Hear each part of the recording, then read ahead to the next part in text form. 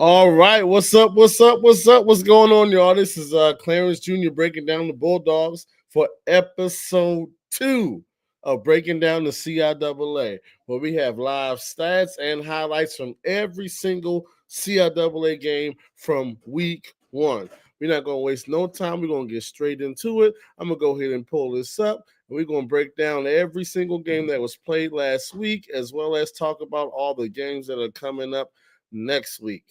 So let's get straight into it. We're going to start off in Shippensburg, Pennsylvania. Bowie State at Shippensburg for their first game of the 2025 season. We start off with a touchdown pass from Anthony Malachi to Challenger Valentine. A 29-yard touchdown pass puts Bowie State up 7-0 on their first drive in the first quarter. All right, there we go with that. Then later on, we have a strip sack returned for a touchdown by Samuel Graham for 59 yards. Going to put Bowie State up 13-0 halfway through the second quarter. They were going to the half up 13-7, and here we go. Late in the third, Maximus Jones takes in a 1-yard touchdown run to put Bowie up 20-7. All right, here we go. Take me through there. All right, so Bowie State were going to win this game with a final score of 23-7. Here's an interception late in the fourth quarter just to, seal the victory, add on to the stat line. Shout out to this young man. Interception with a 30-yard return. Bowie State defense looked very stout in this game. All right, let's go ahead and look at these stats. So, in this particular game, once again, Bowie State goes on to win 23-7. In this game, Bowie State had 143 net yards rushing, held Shippensburg to 50. They had 140 yards passing, 12 of 19. Now, one thing they do need to clean up, they had 13 penalties for 97 yards. That's far too many. They won time of possession by around 7 minutes, and they were 8 of 18 on third and fourth down. Anthony Malachi had a clean game, relatively speaking, went 12 of 19, 140 yards and a touchdown. Micah Robinson had 16 carries for 84 yards and a touchdown. No, not a touchdown. Maximus Jones had 14 carries for 67 yards and a touchdown. One averaged 5 yards a carry, one averaged 4.5. I'll take that all day long. And of course, we had Challenger Valentine with 6 catches for 81 yards and a touchdown. All right, Bowie State will be going to Delaware State. Next game, we have Elizabeth City State at Hampton. Here we have Christopher Perkins for a 22-yard touchdown run that put Elizabeth City State up 20-10 at the half. Can you believe that? At halftime, Elizabeth State led Hampton 20-10 at Hampton. Here we are. Late in the fourth quarter, Daquan Snipes takes a 47-yard run in for a touchdown, puts Hampton up 27-20, which turned out to be the final score, even though Elizabeth City State was granted one untimed down, and this is the play that happened. Everybody and their mama thinks Elizabeth City scored on this touchdown to possibly force overtime, depending the outcome of an extra point, but it was ruled on the field that he was short. I don't buy into that, but hey, I guess I don't make the rules, so it is what it is. But let's look at these numbers, because these numbers were crazy. When you look at the fact that it's Elizabeth City State at Hampton, listen. The Elizabeth City State had 65 rushing yards. They did give up over 300. That was a problem. But here's what jumped out to me. Elizabeth City State had 188 yards passing. Hampton had 59 total passing yards for the game at home versus Elizabeth City State. 59 total passing yards. 59. They both had 66 plays apiece. ECSU 1 time of possession. ECSU was also 7 of 16 on third and fourth down. Christopher Perkins, quarterback at ECSU, was 19 of 30 for 188 yards and a touchdown. Remember, Hampton had less than 60 total passing yards. Chris Perkins at ECSU was 19 for 30 for 188 and a touchdown. Not to mention, Chris Perkins also had 96 yards rushing and 2 more rushing touchdowns. And Traquan Johnson had 86 yards in this game. Listen, I'm going to give you guys a bold take right here. Go ahead and clip it. I don't even care that North Carolina A&T is on their third quarterback. North Carolina A&T is going to beat Hampton on Saturday. I said it. North Carolina A&T is going to beat Hampton on Saturday. Remember, I said it first. A&T is beating Hampton. All right, on to the next game.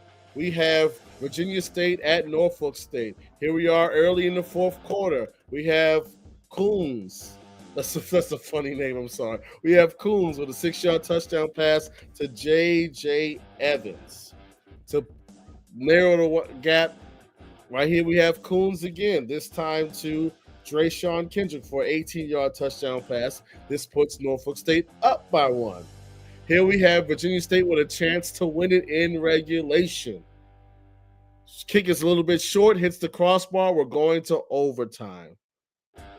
In overtime, Norfolk State kicks the game-winning field goal to win it in overtime after Virginia State goes for it on fourth down, and all Norfolk State needs is a field goal to win it. Let's look at the numbers from this game. Norfolk State had 230 yards rushing. Virginia State had 127. Here's what jumped out to me, though. Virginia State had 313 passing yards. Also, both teams had 74 plays. Here's the issue. Virginia State had 11 penalties, but Norfolk State has 16 penalties. That ain't going to get it done. Time of possession was pretty much even. Virginia State was 5 of 17 on third and fourth down. That ain't going to work. But look at these numbers. Listen to this. Rashawn Matthews, quarterback at VSU, was 21 of 41, 50%, for 300 yards and 2 touchdowns. Brandon Rose ran for 67 yards on 12 attempts and a touchdown.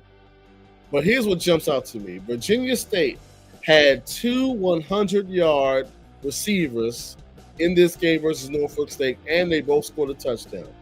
Marquise Smith had 6 catches for $105 and a touchdown.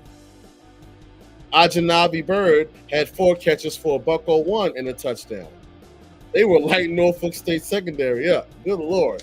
Next week, Virginia State is on a bye. Next, we have Winston-Salem State at Mars Hill.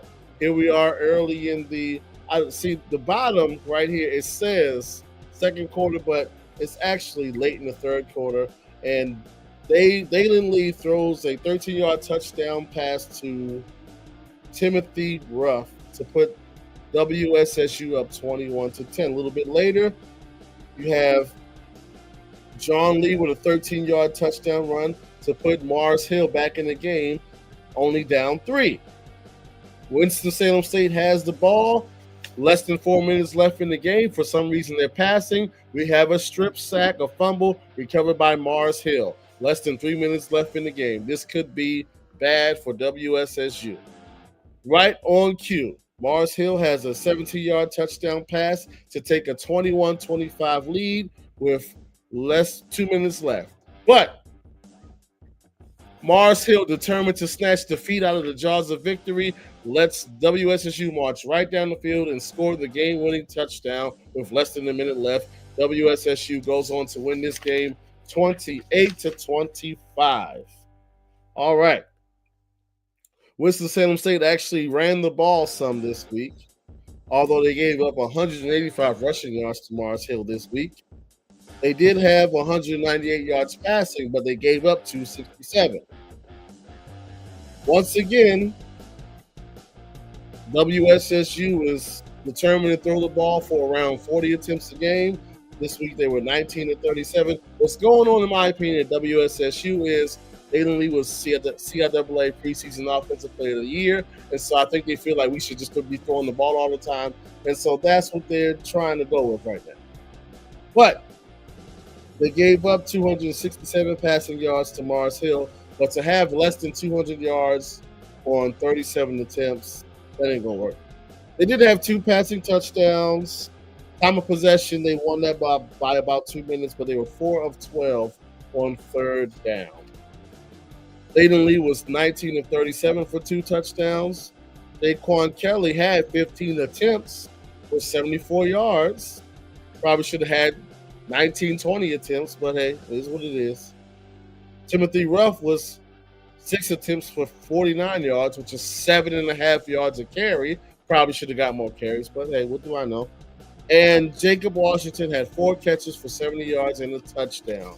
Next week, WSSU will host Lincoln. As a matter of fact, let me pause this right quick. Let me pause this. And I'm going to come back here, and I'm going to go full screen on this because I got to make an announcement because certain things just can't happen. Listen up. Allen University. You guys have got to do better. Honestly. I'm just being real. The live stream of the Allen University versus Livingstone football game, the quality of that stream was one of the worst things I've ever seen. And I'm not exaggerating. They could have taken an iPhone and put the iPhone on a $10 Walmart tripod, and the production value would have been 50 times better than whatever that was they put on that platform on Saturday. Allen's live stream of that game looked like somebody was just sitting in the stands watching the game, holding the phone, having a conversation, eating some popcorn, laughing, joking. The camera's just bouncing and jumping around the entire game. The quality was so bad that if somebody actually wanted to watch it, well, they would have turned it on for 5 minutes and turned it back off, which is exactly what I did. All right, so now that that's said, let's look at this. I mean, this is the worst stream I've ever seen, and I'm not even exaggerating. We have Livingstone at Allen, another CIAA SEAC beatdown. All right, so the stream was so bad, I got to kind of assume, and I think I got where this was in the game. This, I believe, is a touchdown run by Jameer Dismukes in late in the second quarter that put Allen up 10-7. That's what I believe this play is. All right. However, late in the third quarter, Alfredo Sotelo throws a 30-yard touchdown pass to Tavon Jackson, puts Livingstone up 21-10. They would go on to win this game 28-17. Look at Livingstone winning non-conference games on the road. Look at them. And if the stream wasn't bad enough, the stats, I'm not even going to go over the stats because the stats weren't accurate, but shout out to Livingstone for getting the win. Now we have Johnson C. Smith hosting Valdosta State. And here we are, Kelvin Benjamin with a 4-yard touchdown run to put Johnson C. Smith up 14-10 versus number 11 Valdosta State.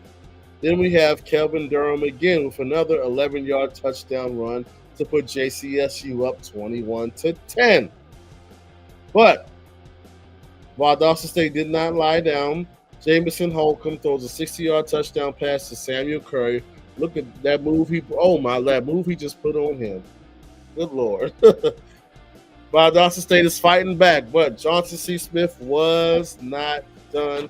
Here's Kelvin Durham again with a touchdown pass in the back of the end zone. That's going to put JCSU up 28-16, and that will be the final score as Big Bad Valdosta State is taken down. JCSU is at Elizabeth City State this weekend. Here we have the Fayetteville State Broncos at UNC Pine Brook. Caden Davis with a 1-yard touchdown run to put FSU up 7-0. I'm going to say that 2 more times in this video. But here we have Trey Robinson, 7-yard touchdown pass to Q Kennedy. That's going to put Pembroke up 14-7. Then we have Trey Robinson again, this time to Malik Brown, 47 yards. Now Pembroke is up 21-10. Once again, Caden Davis, 1-yard touchdown run, 24-17. When they get in that formation, they got the 3 guys in the backfield. There's a 1-yard run from Caden Davis, usually for a touchdown. Here we have Marcus Martin, 5-yard touchdown pass to Jaquan Albright.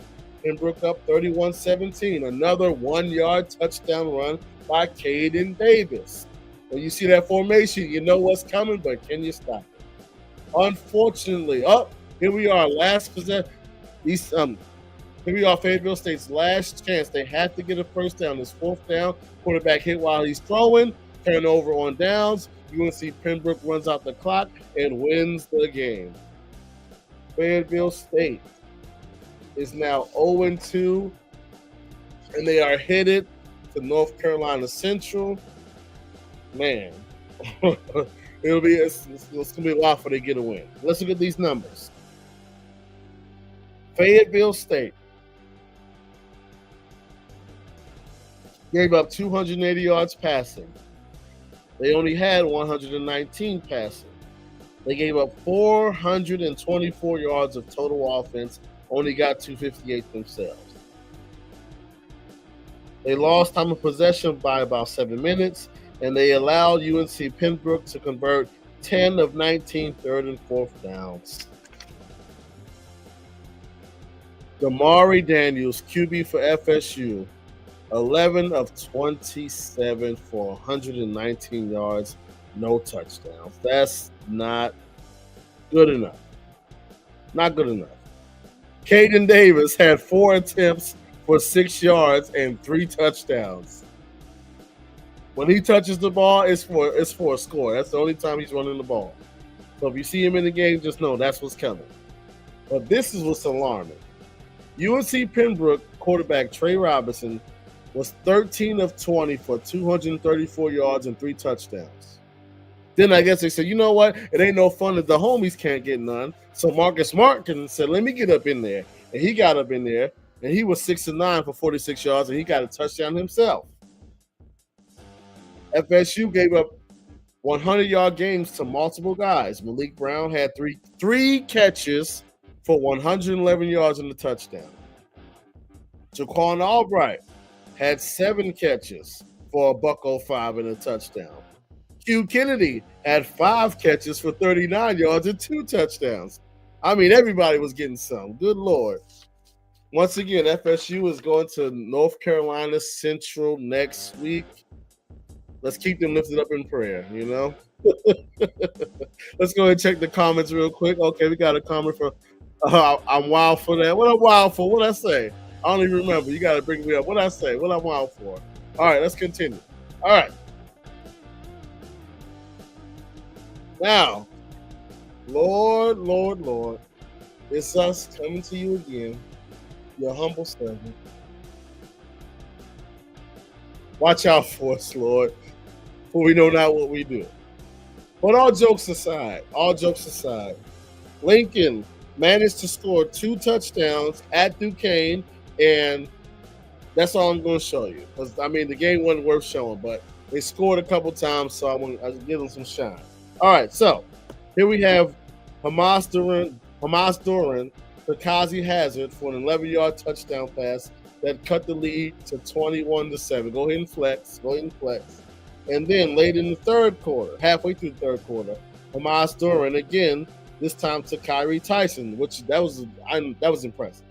32 yards, cut the score to 41-14. The final score was 55-14. But hey, man, Lincoln was fighting. Shout out to them, right? Let's look at these numbers a little bit. Lincoln only had 23 rushing yards, actually. Not good enough. But almost 200 yards passing and 2 passing touchdowns. And more importantly, no interceptions. They had 221 yards of total offense. However, they gave up nearly 500. But both teams had 60 plays. Time of possession was pretty much even. Not much you can take away from this game except, Lincoln fought. So shout out to them. Hamas Duran was 19 of 34 for 191 yards and 2 touchdowns. Kazi Hazard had 5 catches for 71 yards and a touchdown. Next week, Lincoln is going to Winston-Salem State. Listen. Just like I said, let me go full screen for a second. Listen. I'm not going to say that Lincoln is going to beat Winston-Salem State. I'm not going to say that. Let me be clear. I'm not saying Winston-Salem State is going to lose at home to Lincoln. I'm not saying that. But what I am saying is Lincoln has a chance. That's what I'm saying. I like Lincoln's passing attack. I like the fact that Lincoln is battle tested. Also, on the other side, I don't like WSSU's offensive philosophy. I don't like it. It doesn't make sense to me. Once again, I'm not saying Lincoln will win the game. I'm not saying that. I'm saying they got a shot.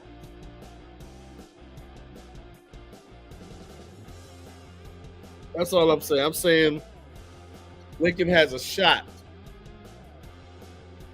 I'm saying there's a good chance this game could be an offensive shootout because both teams, they just want to throw that ball all over the field all day long. That's all I'm saying. You saying it's a dub for Winston? It probably will be. I'm just saying Lincoln, they got a shot. All right, let's get back into this. All right, we got one more game to get through. We have Concord at Bluefield State. Early in the first quarter, you have Jake Simmons with a 4-yard touchdown run, puts Bluefield up 7-0. Late in the first quarter, Wesley Thompson has a 1-yard touchdown run. Bluefield's up 14-0. This is right after this interception. A defensive sighting from Bluefield. Who would have thought, right? Once again, that's Wesley Thompson, 1-yard touchdown run. Then we have Julian Crawley with a 50-yard. No, Wesley Thompson with a 50-yard touchdown pass to Julian Crawley. That's going to put Bluefield State up 31-14. They would go on to win 38-31, which means they let Concord come back. And that is the issue, the problem with Bluefield State. Once again, they are a much improved team. They play a lot better. They have a win under their belt already. But defensively is a problem. Concord had 181 rushing yards and 300 passing yards. 495 yards of total offense against Bluefield State. They were 23 of 41 and 4 touchdowns in the passing game. Even with that one interception, they were lighting Bluefield State up defensively. They won time of possession by 3 minutes, but let's look a little bit deeper into this.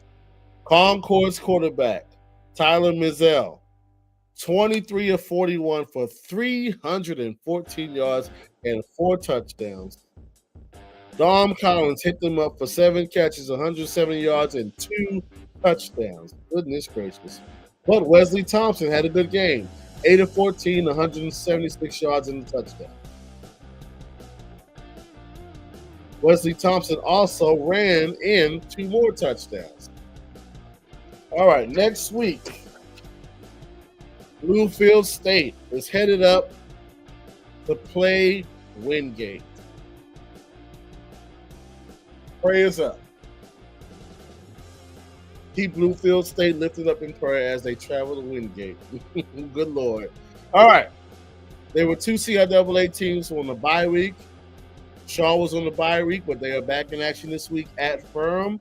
And VU is back in action at Edward Waters. That's going to be an interesting game to see if VU can stop that Edward Waters offense or to see if Edward Waters is the real deal or not. All right. Got one more piece to this thing. We're going to, now that we went over all the highlights, all the scores, and all the games, we're going to look at that top 10.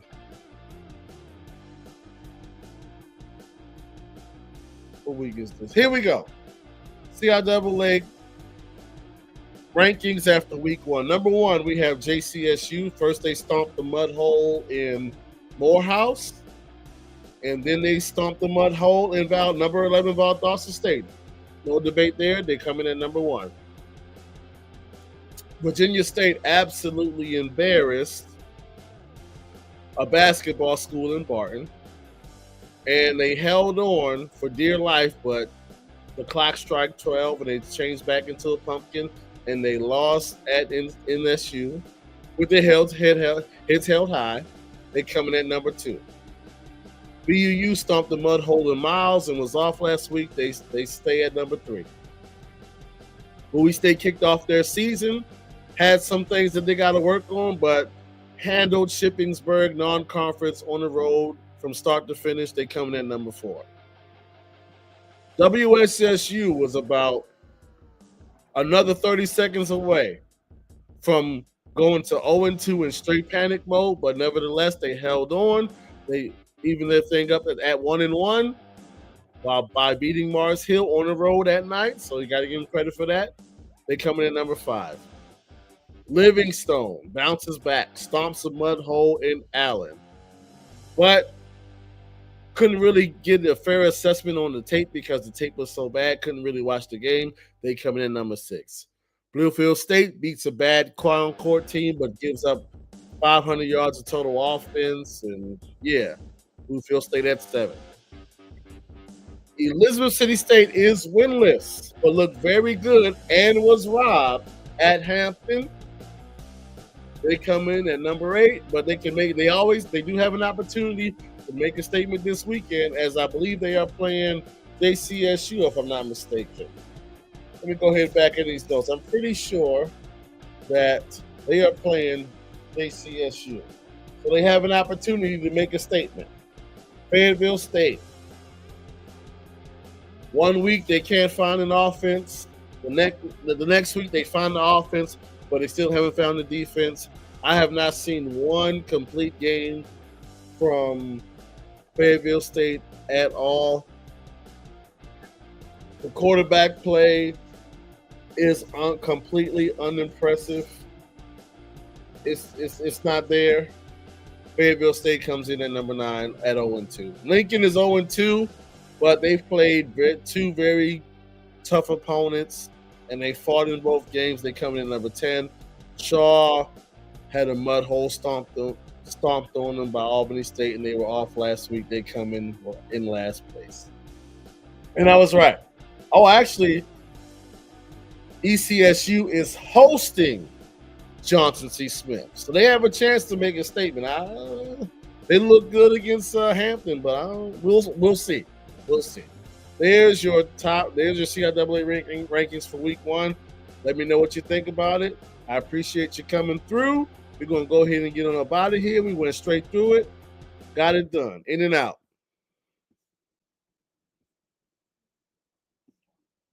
Oh, but before you exit on up out of here, who else is watching all the games, breaking down all the content, putting these shows together? go ahead and hit that Cash App that's scrolling down at the bottom, or at the very least, subscribe to the channel, like the video, share the video. Those are all free ways to support. Donations. Donations. Donations. Donations. Donations. Donations. Gifts. Gifts. Gifts. More gifts. More gifts. More gifts. Yeah. Let me get those donations, those gifts. Show a brother some love. I appreciate y'all. I'll see you around the same time next week.